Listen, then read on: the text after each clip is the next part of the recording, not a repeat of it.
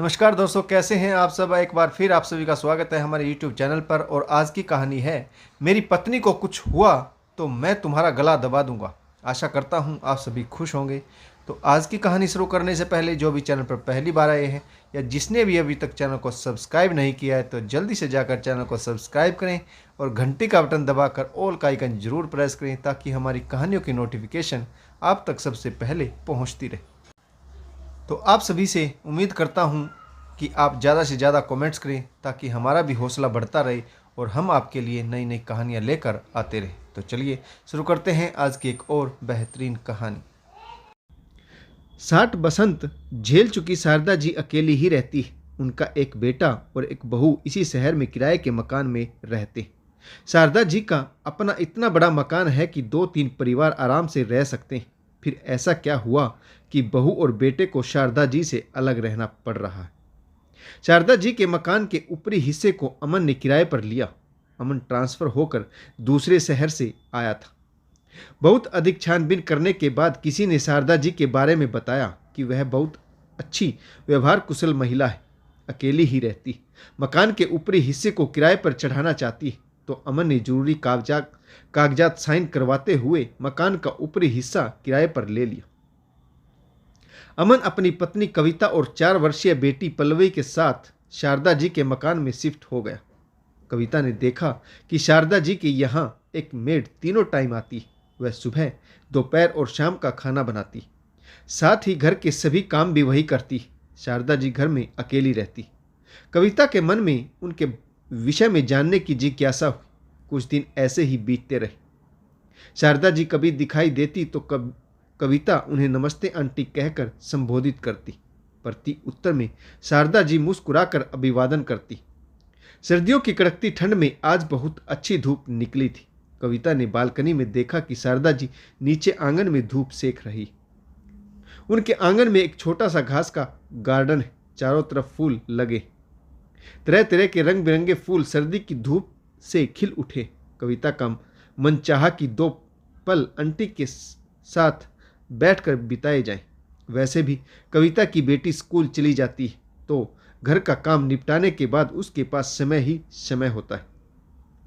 कविता ने झट से 2 कप चाय बनाए और गांव से लाई हुई मटरी प्लेट में रखकर आंटी के पास पहुंच गई। आंटी ने कविता को देखा तो मुस्कुरा दी, बैठने के लिए कहा।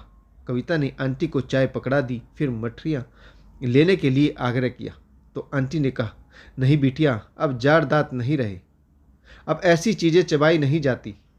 आज दोनों के बीच केवल औपचारिक बातचीत हुई। कविता ने आंटी के बारे में जाना और कुछ आंटी ने कविता के बारे में प्रश्न पूछे। इसके बाद अक्सर ही कविता जाड़े की धूप सेकने के लिए आंटी के पास चली जाती और साथ में हरा साग छाटना, कभी मटर छीलना तो कभी स्वेटर बुनना आदि छोटा छोटा काम भी साथ में निपटाती रहती। एक दिन बातों ही बातों में कविता ने पूछ लिया, आंटी, मैंने सुना है आपका एक बेटा है, क्या वह विदेश चला गया? आंटी के होठों पर हल्की सी मुस्कान तैर गई और बोली, नहीं बेटी, वह यहीं रहता है अपनी पत्नी के साथ इसी शहर में। इसके बाद आंटी ने जो बताया उसे सुनकर रोंगटे खड़े हो गए। शारदा जी ने बताया कि उनका एक ही बेटा है। बेटे ने प्रेम विवाह किया था, लेकिन हम दोनों पति पत्नी ने कोई आपत्ति जाहिर नहीं की। बहू को तहदिल से घर में स्वीकार किया। बहू ने भी आते ही अपने व्यवहार से हम दोनों का दिल जीत लिया। 2 साल बहुत अच्छे से बीते, लेकिन फिर एक दिन मेरे पति की हृदयाघात से मृत्यु हो गई और बहू का व्यवहार मेरे प्रति अप्रत्याशित रूप से बदलने लगा।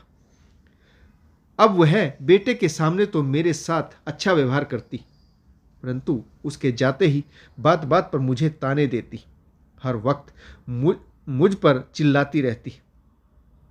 शुरुआत में मुझे लगता कि शायद वह काम का अधिक बोझ होने की वजह से चिड़चिड़ी हो गई।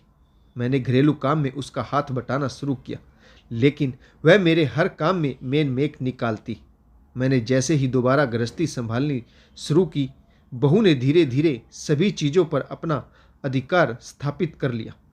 धीरे धीरे वह हर चीज़ को अपने तरीके से रखती और इस्तेमाल करती। हद तो तब हो गई जब उसने फ्रिज और रसोई को भी लॉक लगाना शुरू कर दिया। एक दिन मुझसे मेरी अलमारी की चाबी मांगने लगी। मैंने इनकार किया तो मुझे अपशब्द कहने लगी। जब मैंने यह बात अपने बेटे को बताई तो उसने भी बहू का ही साथ दिया और कहने लगा, माँ, वैसे भी अब तुम्हारी उम्र कितनी रह गई है? आखिर यह सब चीज़ें तुम्हारे बाद हमारी ही तो होगी। क्यों छोटी छोटी बातों को लेकर घर में क्लेश पैदा करती हो? यदि तुम्हारी बहू को घर में किसी चीज़ की ज़रूरत है और वह तुम्हारे पास ऐसे ही पड़ी है तो दे क्यों नहीं देती? एक दिन बहू ने मेरे गले से सोने की चैन भी उतरवा ली जो इन्होंने मुझे अपनी जॉब रिटायरमेंट के समय पहनाई थी। मुझे बहुत बुरा लगा। मैंने विरोध किया तो बेटा भी अपशब्द कहने लगा। इसके बाद तो मुझे अपनी बहू का एक नया ही रूप देखने को मिला। वह बिना बात जोर जोर से रोने और चिल्लाने लगी। रसोई में जाकर आत्महत्या करने का प्रयास करने लगी। मुझे धमकियां देती कि सब कुछ वीडियो बनाकर पुलिस को भेज दूंगी, सोशल मीडिया पर वायरल कर दूंगी। मुझ पर दहेज लाने के लिए प्रताड़ित करने का इल्ज़ाम लगाकर जेल में चक्की पिसवाएगी। ऐसा एक दिन भी नहीं गुजरता जिस दिन घर में क्लेश नहीं होता। मेरा बेटा ऑफिस से घर लौटता तो बहू उसे उल्टी सीधी पट्टियाँ पढ़ा देती और वह मेरी एक भी नहीं सुनता। एक दिन बहू ने मुझसे घर के कागजात पर साइन करने को कहा। मैंने मना कर दिया। उस दिन के बाद से बहू ने मुझे खाना देना बंद कर दिया। चाय के साथ सूखी ब्रेड खाने को मिलती। एक दिन रसोई घर से हलवा बनने की महक आ रही थी। उस दिन मेरा मन बहुत चाह रहा था कि थोड़ा सा हलवा खाने को मिल जाए। मैं जैसे तैसे करके अपने कमरे से उठकर रसोई में चली गई और बहू से कहा, बहू, आज क्या बना रही हो? तो बहू ने भी बहुत प्यार से उत्तर दिया, माँ जी, आज आपके बेटे का जन्मदिन है। हलवा बन रहा है और साथ ही शाही पनीर भी। मैं बहुत खुश हो गई। कई दिनों बाद भरपेट खाना खाने को मिलेगा। लेकिन बहू ने टेबल पर मेरे सामने घर के कागजात रखते हुए कहा, पहले इन पर साइन कर दीजिए, इसके बाद ही आपको हलवा पूरी और शाही पनीर खाने को मिलेगा, नहीं तो सूखी ब्रेड ही खानी पड़ेगी। मैं अपने ही घर में अच्छा खाना खाने के लिए भी तरस गई। शरीर चाहे बुजुर्ग हो गया हो, लेकिन जी तो करता ही है कि हम भी अच्छा खाना खाएं। मैं चुपचाप उठकर वहां से अपने कमरे में चली गई। बहू ने चाय और सूखी ब्रेड प्लेट में रखकर मेरे कमरे तक पहुंचा दी। पूरा परिवार खीर, पूड़ी, शाही पनीर खा रहा था और मैं चाय के साथ सूखे ब्रेड खाने को मजबूर थी। मैं भी जिद पर अड़ी रही। फिर एक दिन बहू ने जहर पी लिया। उसके मुंह से झाग निकलने लगे।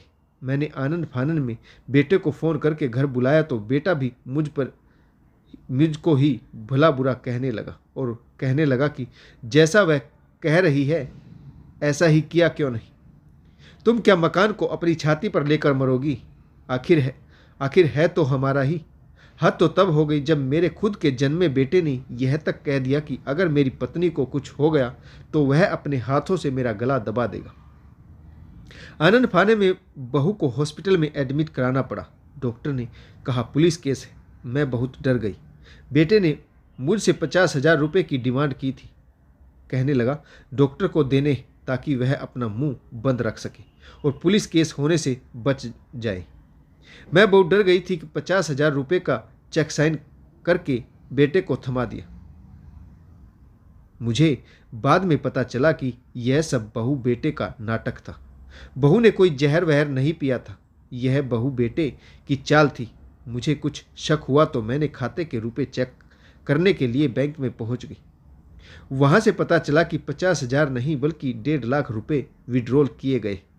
बेटे ने 50,000 के आगे 1 लगा दिया था, जिससे वह 1.5 लाख रुपए निकालने में सफल हो गया। अब तो हद ही हो गई। मैं बुजुर्ग क्या करूं? दिन भर इसी सोच में डूबी रहती। अगर मकान और सभी पैसा बहू बेटे को दे दिया तो फिर यह मुझे घर से धक्के मारकर बाहर निकाल देंगे। मैं कहाँ जाऊंगी? कुछ दिन मैं चुप रही, लेकिन मैंने हार नहीं मानी थी। मैंने बहुत सोच समझकर अगले ही दिन बहू के माता पिता को बुलाया। अपने कुछ नज़दीकी रिश्तेदारों और एक जानकार वकील को बुलाया। फिर मैंने सबके सामने अपने कुछ जेवर और पति की भविष्य निधि के कुछ पैसे अपने बहू बेटे को देते हुए इस घर से चले जाने को कह दिया। वकील और मेरे रिश्तेदारों ने बहू बेटे को खूब खरी खोटी सुनाई। उन्होंने कहा, महिला संबंधी कानून सिर्फ बहू के लिए ही नहीं बल्कि सास के लिए भी है। तुम्हारी सास चाहे तो तुम्हारे खिलाफ रिपोर्ट कर सकती है कि तुम बुढ़ापे में उन्हें प्रताड़ित कर रही हो, और फिर तुम्हें जेल में चक्की पीसने से कोई नहीं रोक बचा पाएगा। अब तुम्हारी भलाई इसी में है कि तुम चुपचाप उस घर से चले जाओ। इसीलिए अब मैं अकेली रहती हूँ। अकेली भले ही हूँ, लेकिन स्वस्थ और सुरक्षित महसूस करती हूँ और अपने मन का बनवा कर खाती हूँ। पहले मुझे हमेशा डर लगा रहता था कि बहू न जाने किस बात पर भड़क जाए और कब अपने आप को नुकसान पहुंचा ले और मेरे ऊपर कोई झूठा सच्चा केस दर्ज करवा दे। बहू से क्या कहूँ जब अपनी कोख से जन्मा बेटा ही अपना ना रहे। यह कहते हुए शारदा जी की आंखों में आंसू छलक आए। यहाँ पर कविता को रिश्ते की एक अलग परिभाषा देखने को मिली। सास बहू के झगड़े प्राय हर घर में होते, लेकिन अगर बहू के क्रियाकलापों से सास खुद को असुरक्षित या मानसिक रूप से दबाव में महसूस करे तो उसे कोई उचित कदम उठा लेना चाहिए। तो दोस्तों, इस कहानी में आपको किस किरदार की भूमिका अच्छी लगी कमेंट्स करके ज़रूर बताइएगा। अगर आपको हमारी कहानियाँ पढ़ने में आनंद आता है तो लाइक, शेयर और कमेंट्स करें। अगर चैनल को सब्सक्राइब नहीं किया तो जल्दी से जाकर चैनल को सब्सक्राइब करें और घंटी का बटन दबाकर ऑल का आइकन जरूर प्रेस करें ताकि हमारी कहानियों की नोटिफिकेशन आप तक सबसे पहले पहुँचती रहे। तो एक बार फिर कहानी पढ़ने के लिए आप सभी का बहुत बहुत धन्यवाद। जय हिंद, वंदे मातरम, भारत माता की जय। जय जवान और जय किसान।